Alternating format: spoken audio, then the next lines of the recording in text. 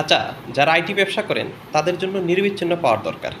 তাছাড়া যারা autorickshaw, van কিংবা বাসাবাড়ির জন্য আইপিএস কিনেন, তারা নির্বিচ্ছিন্ন পাওয়ারের জন্য আইপিএসের সাথে সাথে বা সোলারের সাথে সাথে হচ্ছে ব্যাটারি কিনেন।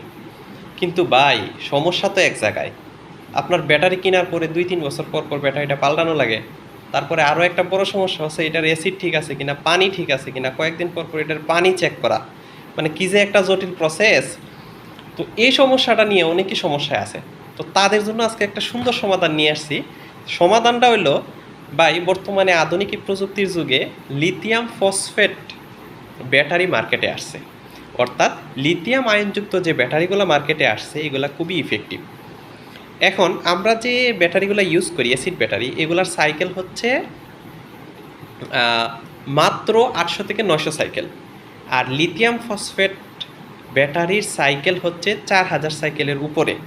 তো লিথিয়াম ফসফেট ব্যাটারি আপনি যদি ব্যবহার করেন তাহলে নিঃসন্দেহে ৫ থেকে ৮ বছর ব্যবহার করতে পারবেন।